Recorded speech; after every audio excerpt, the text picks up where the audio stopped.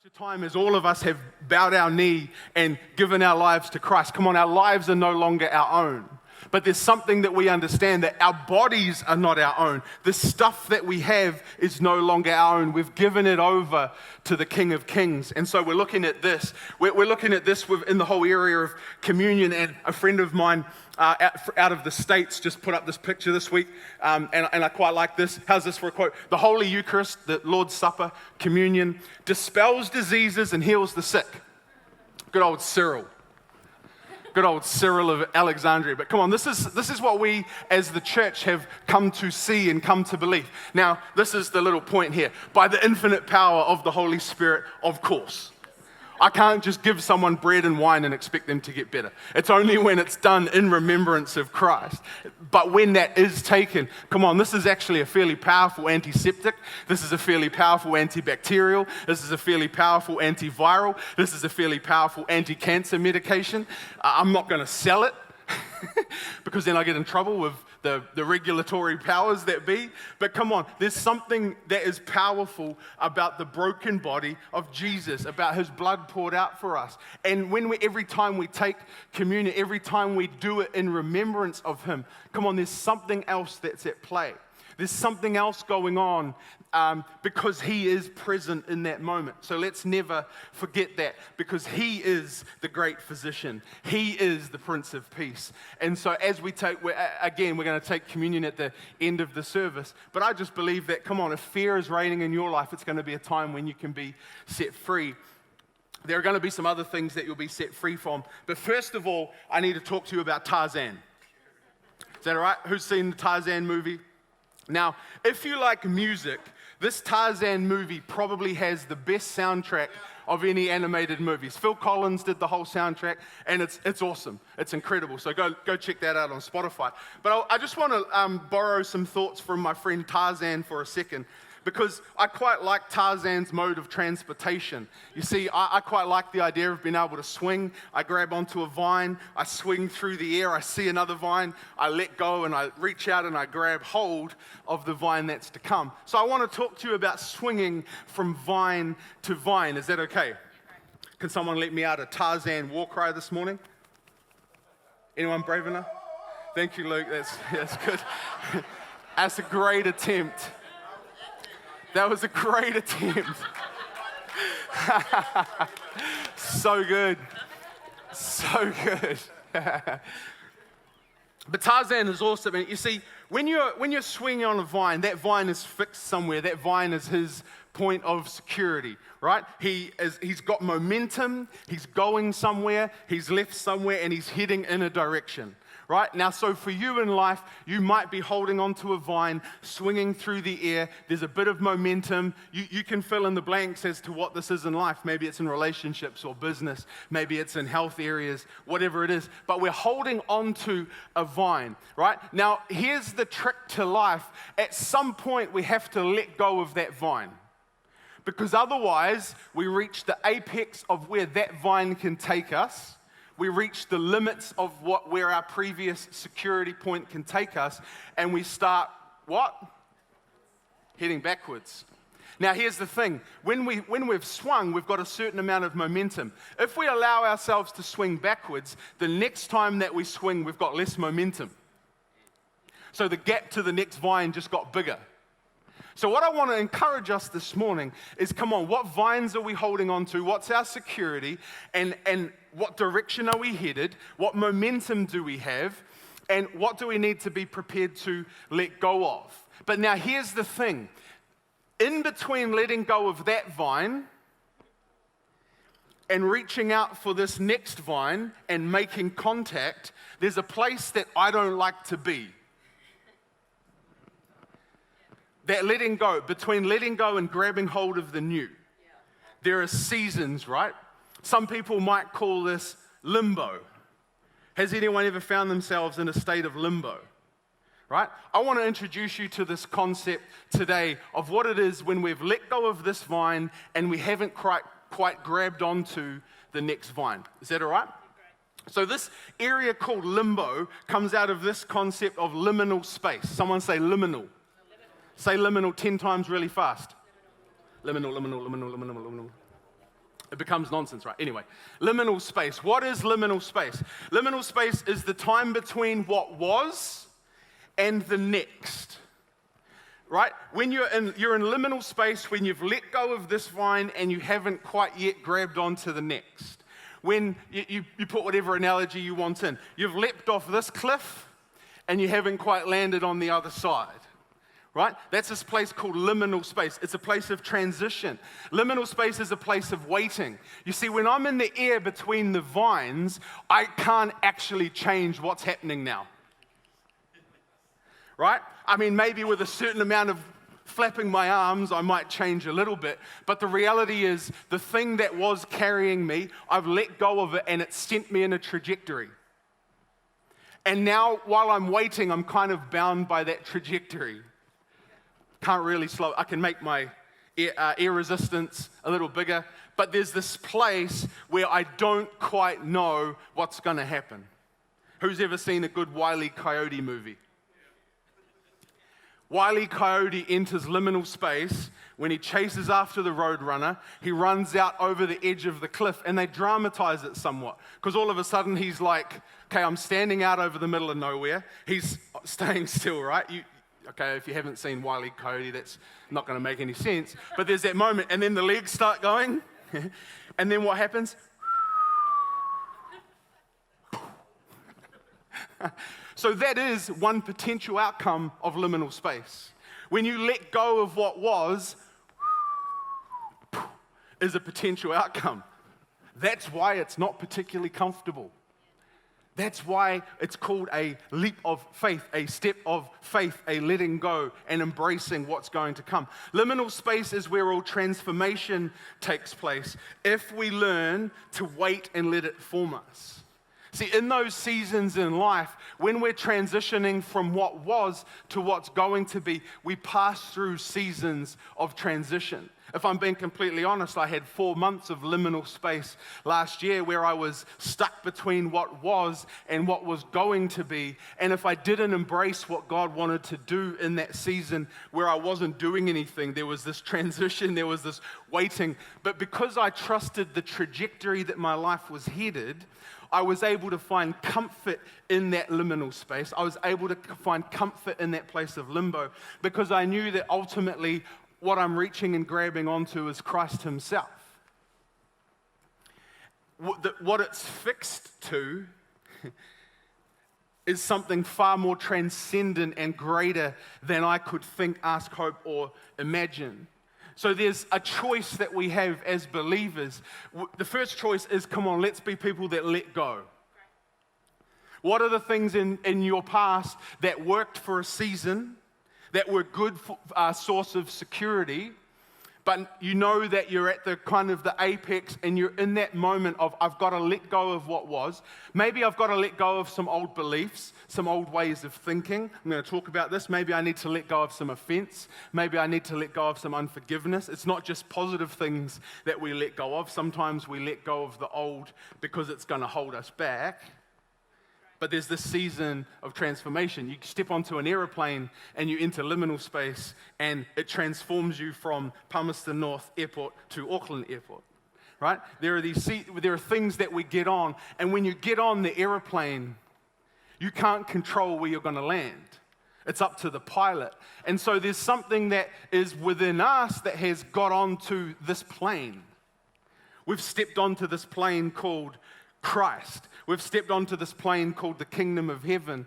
And there are seasons where we don't actually know where we're going, but I'm buckled in, my tray table is upright, my armrests are lowered, my window shades are open, and I'm ready for the ride. Come on, are you ready for the ride? Are you ready to embrace this? So the celebration of the Lord's Supper creates liminal space. I love this thought. That every time we approach communion, we can actually consider it an opportunity to let go of the things that were, to be able to embrace the new. And when we enter into this time, we use concrete elements. There's bread and there's grape juice, fermented or unfermented. Right? There's the fruit of the vine. And then there's the word of promise. Come on, I will be there in your midst. There's my presence dwelling amongst you. And so what we can find in that moment of communion is we can find that the Lord comes and he feeds us. Give us this day our daily bread. What could that look like? Maybe there's a promise fulfilled there. In that place of communion, come on, we can be reminded of his forgiveness. Come on, sometimes what holds us onto the past is that we haven't forgiven ourselves. We haven't been prepared to let go of some things towards ourselves, and it brings us together. I love this. The liminal space of this place of transformation, it actually brings us together. It intertwines our stories like that tapestry that we talked about last week. Just as importantly, this is the place where we can encounter the living God. See, here's the promise that we have in Christ. If we're prepared to let go of this vine, in that moment before we grab hold of the next, God has promised to meet us in that place. And if we would open our eyes, we would find that we can encounter him in a fresh way. We can encounter him in a new way and be transformed by Christ. Come on, who believes that there's a bit of transformation that still needs to happen in their life? Now, transformation isn't necessarily fun. Come on, if I'm holding on to a little bit of Play-Doh, how do I transform it? I have to squish it. I have to crush it. I have to deform it before I can remold it. And come on, that process can be painful. Like again, I hearken back, and I'm probably just going to keep going back to it for a lot of the rest of my life. But when I was lying on my back in hospital, there were moments when all that I could do was lie there with my eyes closed and turn some music on. And there was one song in particular that I found quite helpful. And the song that I found quite helpful was the song from Hillsong United called Another in the Fire. Anyone heard the song? There was another in the fire standing next to me. There's another in the fire holding back the sea. Should I ever need reminding of all he's done for me, there's a cross that bears no burden. Something about Jesus died for me. I should have got the words right. But this is the part I want us to focus on. There's a grace when the heart is under fire. There's grace when your heart is under fire. There's another way when the walls are closing in. I don't know if you're sitting here this morning and you feel like maybe your heart's under fire, your mind is in a battle. Maybe it feels like the walls in life are closing in. But there's a grace and there's another way for us as believers. When I look at the space between, right? When I look at the space between where I used to be and this reckoning, where I look between the space between what was and what will be, I know I will never be alone. So if you find yourself in that place, jump on Spotify, jump on YouTube, have a look at Hillsong United, Another in the Fire. Let it minister to you. Powerful song in those moments of just letting go, letting it minister to you. But then don't just let it finish there, because there is this grace. When I look at that space between, and then it goes on, there's another in the fire. See, the process of transformation often feels like we've sung this morning, like we've been set on fire. See, Jesus, the truth that he carries when he comes back is a flaming sword. How many like being touched by a flaming sword? How many have been touched by the flaming sword of Christ's truth? Come on, across the course of your life, how many times have things been pointed out about what you're holding on to that you know need to be cut off and allowed to be burned away? I'm going to go there in a little moment, but it's far better to go through small and often burns than an all at once, everything is consumed burn. It's true when it comes to forest fire protection, and it's true when it comes to our own development. But I love this promise is that through all of that, I know I'll never be alone. When they first gave me this diagnosis and they were saying, we're going to refer you for palliative care, I kind of had to engage this faith decision of, okay, I've just got to believe that I'm going to survive. I've just got to believe that he's going to sustain me through this. Now, even if he doesn't, even if I do die, I'm not too concerned because my future's decided. Right? But I've got to believe that. Now, the point came where it moved from, hey, we're putting you to palliative care, to actually the treatment for this is pretty, like, we're fairly confident. It's going to suck, but we're actually confident that we can deal with this well for you. And so the decision that I made was to move away from, I've got to survive, And I moved into this space of, actually, I'm going to go through the fire and come out not smelling of smoke. You might have heard that before. But that was my faith decision. And I believe that there's something in that for us as believers, that we can pass through the fires and trials of life and not end up smelling like smoke. Right? I went through the fire, and I actually believe that the Lord burned off some things in my life that I didn't need to be holding on to. In that moment of pain and suffering, He does a work. I've talked about this a little bit, but the point of suffering for us is we're not sadistic. We don't like suffering for suffering's sake, but we know that out of suffering, God produces character and perseverance and fruit, and things change in our life. So come on, what fires are you in at the moment? What things in life feel a little bit, again, like the walls are closing in, the heart's on, right? What are those areas? Hold on to those things. So I've got 4 thoughts when it comes to some ways that we can approach the Lord's Supper. Right? Here's point number 1. We've got to come to the Lord's Supper often. Right? Well, I believe, like I said, within myself, this is something that maybe I've carried lightly, and I want to carry with a little bit more weight and a little bit more honor, because it was the central point of Christian gatherings for at least the first 1,500 years. So why have I let that slip? I don't know. But I want to come to it more often, because why? Whenever I eat the bread and drink the cup, I'm proclaiming the Lord's death until He comes. So we talked about that last week. I'm not going to re-preach this too much. But every time we take communion, it's saying, hey, we know that there is a gap between His death and His coming again.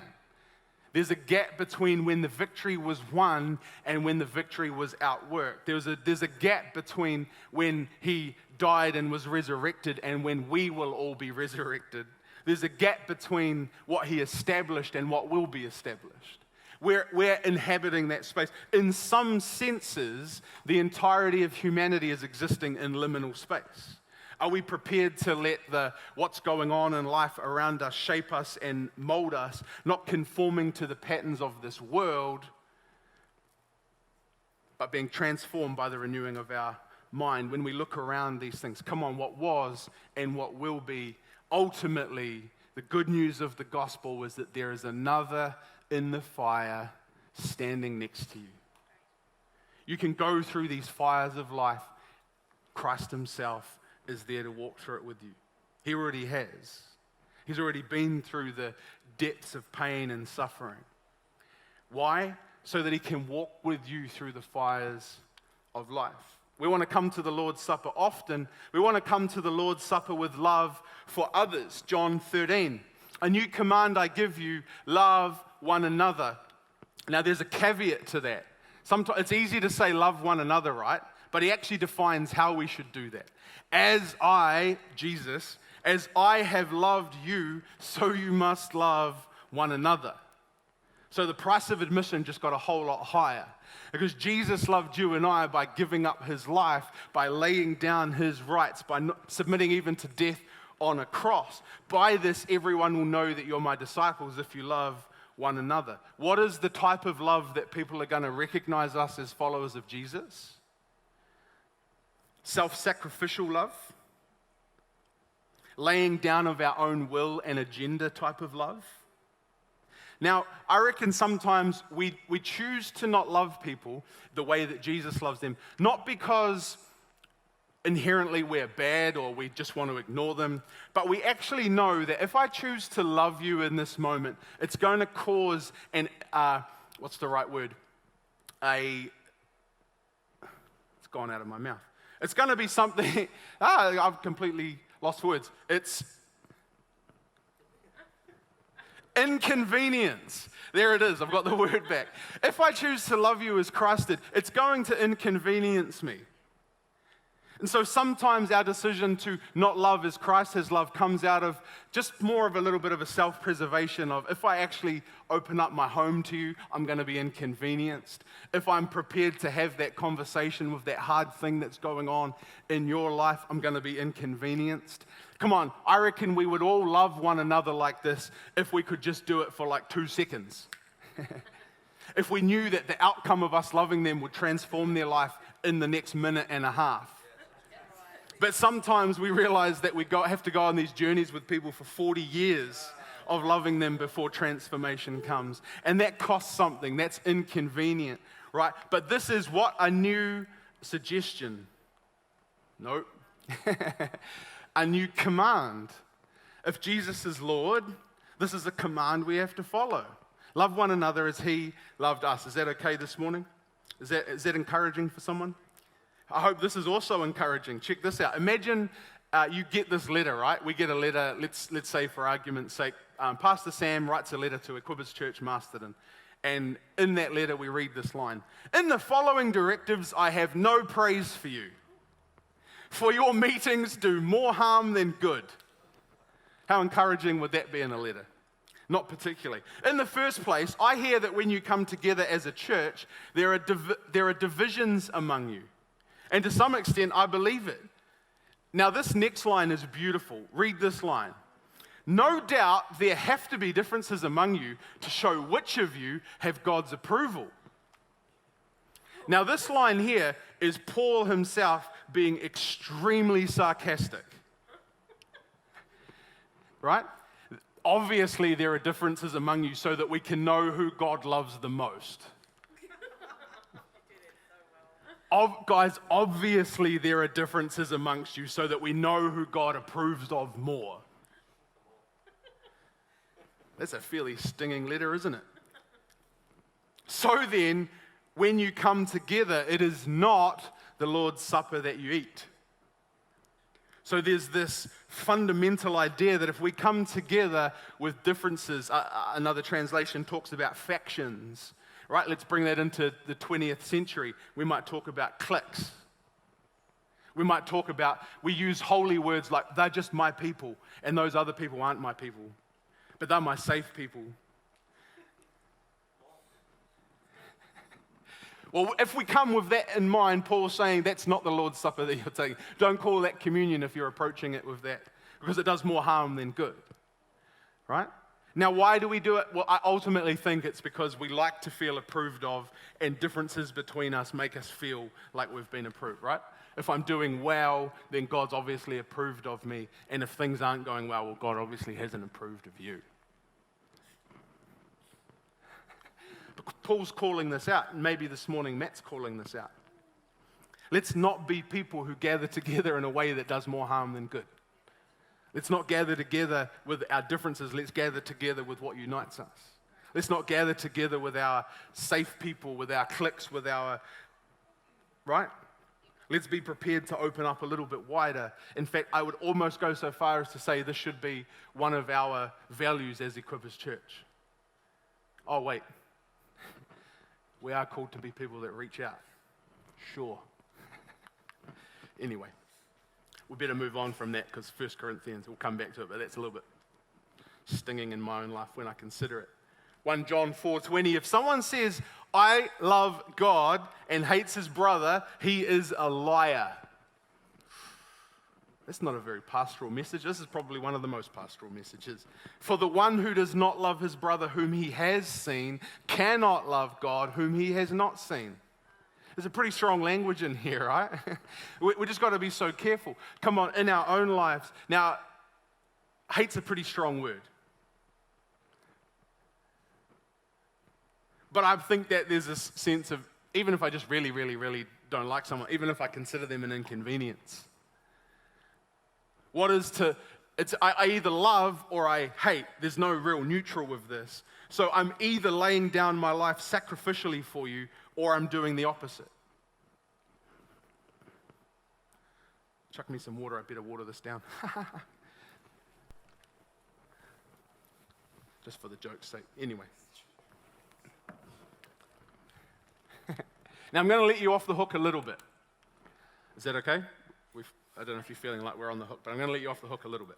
If possible, so far as it depends on you, live at peace with all men. Now, Paul, in writing to the Romans, he's recognizing here that there will be people that just won't be wanting to live at peace with you.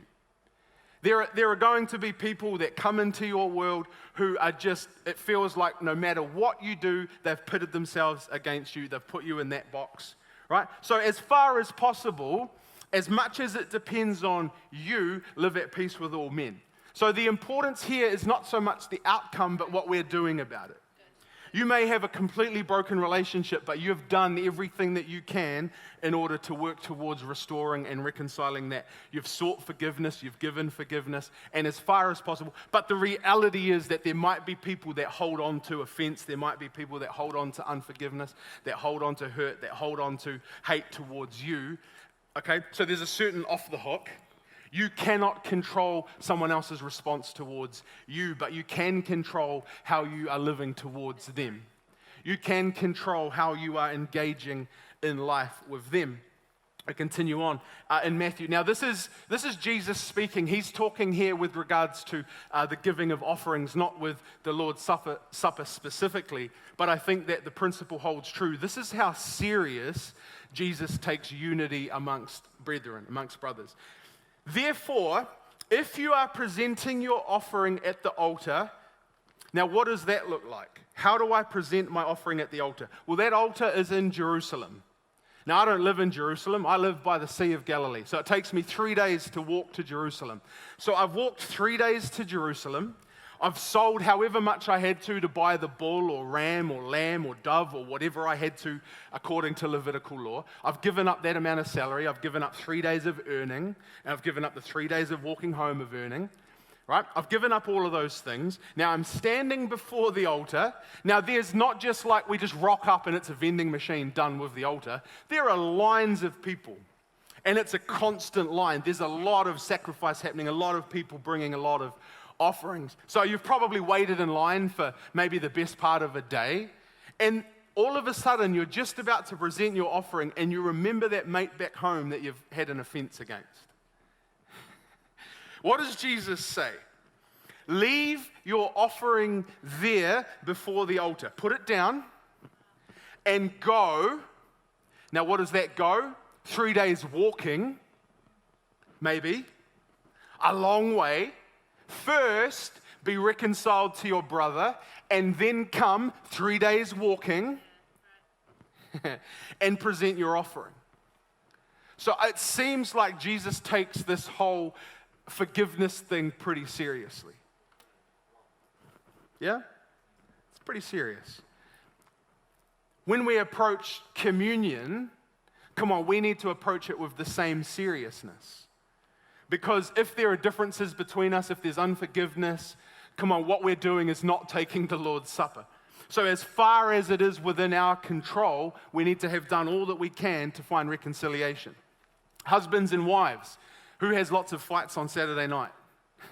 Who has lots of fights in the car on the way to church? Don't put your hand up. Parents, whose children play up quite a bit on Saturday night? Whose children kind of don't tend to sleep very well, particularly on Saturday nights for some reason? I wonder if there might be a reason. Friends, how many times can we have disagreements that manifest on Saturday afternoon when we just happen to be hanging out? So husbands and wives, parents and children, mates and acquaintances, you know that on Sunday morning you're going to come into God's house and you're going to engage in the communion of the saints. You know that's what's coming.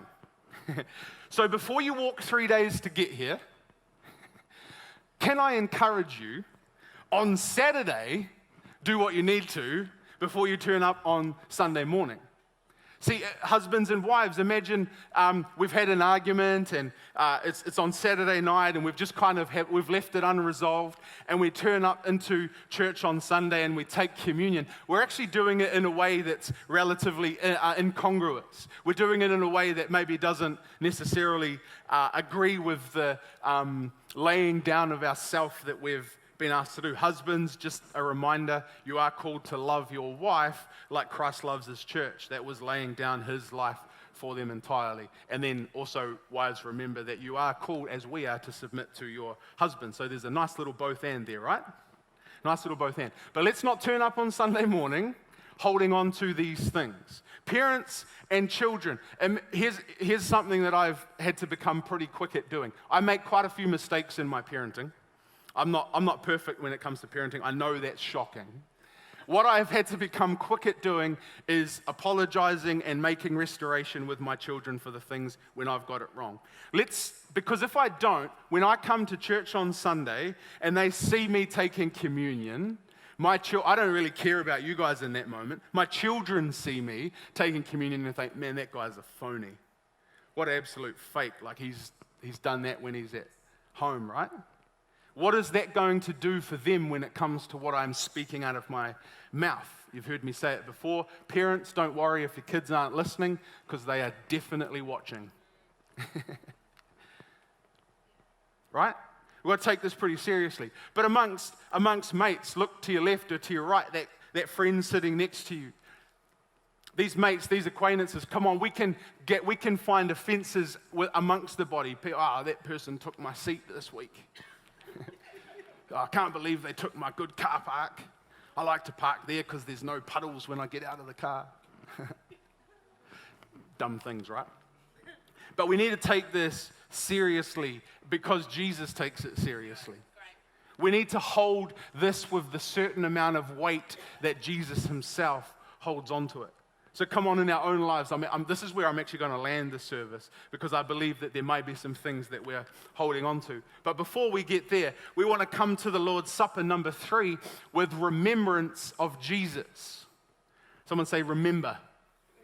We want to come and remember Jesus. Now, here's my cell phone lock screen on Monday the 9th of March at 11:16 a.m. when I was writing the sermon.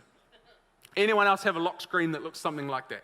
Maybe a picture of your children, maybe a picture of your spouse, something in that vicinity. Why do we have these pictures? Maybe in your office, you've got photos on your desk, photos on your wall of those.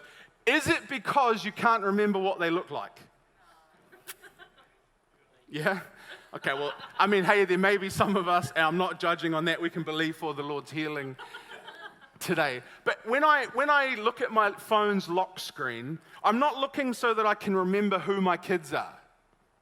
I have pictures like this so that I can remember my kids in such a way as my heart is moved. I don't do it for the physical remembrance. I do it for what happens in my heart. Come on, when we take the Lord's Supper, we're not just remembering the fact that Jesus died for us, although that is what we are remembering, but it should move us in our hearts. There should be something about when I approach the communion plate and I look at what Jesus has done for me, and it causes me to be prepared to shift some things in my heart. Come on, how many times can we approach communion and find that nothing changes? Maybe we've hardened our hearts. Maybe we haven't allowed our hearts to be moved by remembrance for Christ. Maybe there's a little bit of dirt in our lives. Remember that dirt that I talked about being stuck on the dishes that have only been through the eco cycle, and we want to flick off those little bits of dirt. What's the dirt in your life? Maybe there's some wrong desires. Maybe when you approach the communion table, you can be reminded that the things that you are desiring are not the things that God is desiring for you. Maybe when you approach the communion table, the plate, whoever's holding and distributing, you can be reminded of the things that you're holding onto as an idol. Anything that I put before my King is an idol. Anything that I put in front of me and give worship to. What is worship? Giving worth. Come on, does your bank balance have more worth in your life than Jesus' gift to you? Well, then that's an idol. Does Netflix take up more of your awareness space than what Jesus has done for you? That's become an idol. These things are not bad things. Please never hear that, right? Money's not evil. The love of it is. And we can turn it into an idol pretty quickly. On the other side of Easter, sort of in about May, I've come across this series that a few of the other guys have done across Equippers from Paul de Jong called God, Money and Me. We're going to actually unpack some things around money, and it's actually fairly powerful stuff. I'm pretty excited, so watch this space. But come on, what in your life is an idol? Maybe it's, I don't know, that hobby car or that holiday that you're working towards. But you've put it before Jesus. When you approach the communion, it's that little bit of dirt that needs to be picked up. Maybe there's an opportunity for repentance. Now, what is repentance? I am talking about being aware of the things that we've done that are wrong, but more importantly, I'm talking about the things we haven't done that we know were right. In this moment, I'm talking about repenting from things we know we should have. That's just as much sin as to have done wrong things, to have not done right things. There's always something that we can repent of. There's always something that we can find these moments. And thankfulness. Come on, where is our thankfulness falling? Because I think that we can place our gratitude into the wrong areas. Just remember, everything we have, everything we own, we don't actually own. We're entrusted with it as stewards. We just got to be thankful for what we've been entrusted with. Some of you have been entrusted with way more than others. Excellent. But just remember that when the master comes back, there's going to be a higher price, because from whom much has been given, even more will be required. Right? So there are these moments of awareness.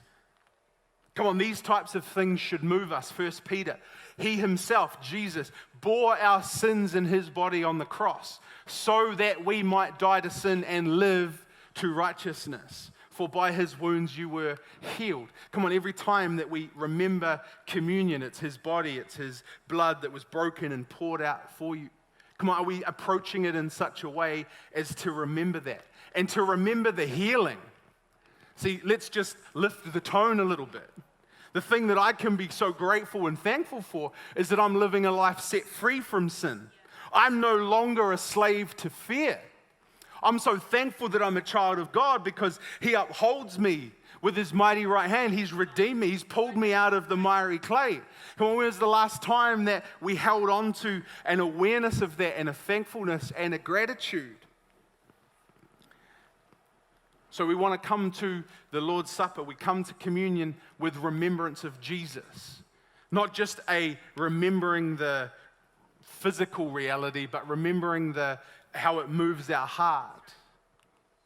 We looked a little bit at the Apostles' Creed, and I just kind of want to highlight a couple of things that we can remember when it comes to Jesus.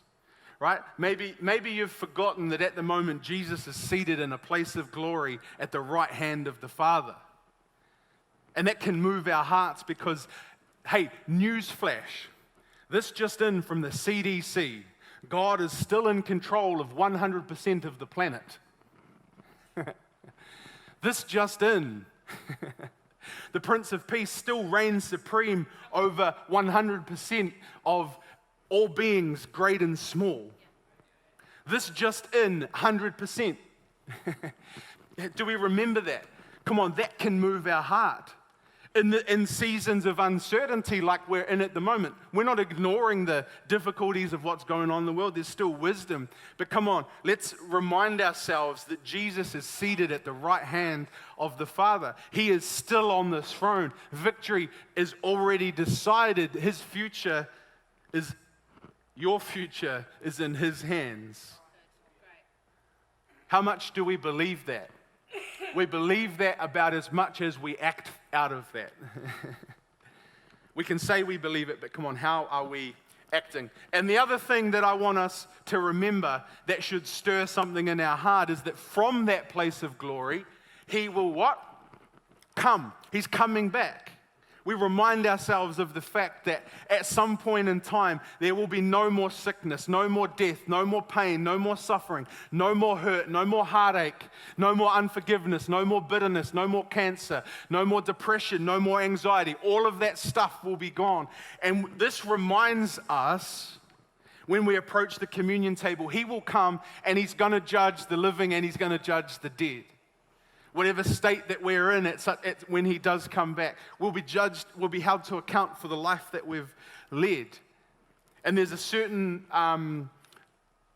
encouragement here to have passed through as much judgment in this moment of life, have dealt with as much in this state of life, so that when we stand before, when he does come back, come on, we're exalted into that place of glory. We want to come, number 4, to the Lord's Supper with an examination of ourselves. Come with an examination of yourself. We want to remember what Jesus has done for us, and we celebrate that, and we're so thankful for that. But we can actually turn the image inward. I'm just going through a book at the moment from Pastor Craig Rochelle called Dangerous Prayers. I'll probably just steal it and preach a series on it at some point. But one of the most dangerous prayers that we can pray is, God, search my heart, know my heart.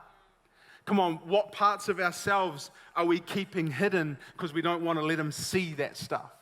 We don't want to let him into that moment. We come with a examination of ourselves. We're returning back to 1 Corinthians 11, where Paul's talking about how we take communion. Therefore, whoever eats this bread or drinks this cup of the Lord in an unworthy manner, now this was in the context of the differences and the lack of unity and the unforgiveness, right? That's the unworthy manner, will be guilty of the body and blood of the Lord. Man, this stuff like starts to get a little, I thought this should be in the Old Testament. I thought that sort of stuff was just in the Old Testament, Matt. Well, no. For he who eats and drinks in an unworthy manner eats and drinks judgment to himself, not discerning the Lord's body. For this reason, many are weak and sick among you, and many sleep. That's early death. It's pretty serious stuff, right? I wonder in our own lives, come on. Now, what I'm not saying is that all sickness has come because we took communion wrong. Please don't hear what I'm not saying, right? Just want to make sure that that's pretty clear. But come on, maybe, just maybe, if we would judge ourselves, we would not be judged. Who's ever said or heard that line, only God can judge me?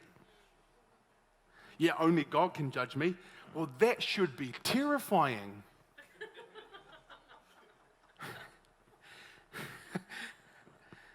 Because he can. And not only that, but he will, with a flaming sword. He's returning to judge the quick and the dead, the living and the dead. He will. That should move my heart. Does that move your heart? But when we are judged, we're chastened by the Lord, that we may not be condemned with the world. We may not be condemned with the world. Again, through the week, just you may have seen a few quotes going around on Facebook, just with regards to how different people over the years have responded to things like COVID-19, right? And Charles Spurgeon talks to it, and he goes on, he's like, hey, don't live under a spirit of fear. Like if someone gets sick, and he's not talking about COVID-19, obviously. I believe it was Spanish flu that he was in the that was going on in the world. But, don't be in fear of that. Like, if someone's sick, just go and share with them what you have. Like, if you've gone and hoarded some rolls of toilet paper, just take a few rolls of toilet paper around. If you've got a little bit of extra bread, just take them a meal in that space. But at the end of the day, just remember that more importantly than them being healed from this disease, come on, Christ has healed them of all iniquity. Christ has healed them of that which would cause them to go to condemnation. That's the thing that needs to continue to move us. I don't look around the world at fear because I might get some virus. I look around the world because there are people that don't know what God has done for them. There are people that don't know the good news of Jesus. This is the same verse, but from the Message paraphrase. So there's some nice language in here. Anyone who eats this bread or drinks the cup of the master irreverently is like the part of the crowd that jeered and spit on him at his death. So if you take communion and you're holding on to offense, holding on to unforgiveness, you're like those that when Jesus was being, crucify him, crucify him. Ow. Is that the kind of remembrance you want to be a part of? Oh. Examine your motives, test your heart, come to the meal in holy awe. If you give no thought, or worse, don't care about the broken body of the master when you eat and drink, you're running the risk of serious consequences. He goes on, if we get this straight, we won't have to be straightened out later on. Is that good? If we get it right now, in this moment, we won't have to be straightened out later. How many would prefer to straighten themselves out than have God straighten them out? I know I would. How many would be prepared to put some of their own things to death in their life, to let go of some of their own idols, than have the Lord do it? Now, when I say that with the full awareness that we can only do it by faith alone and grace alone.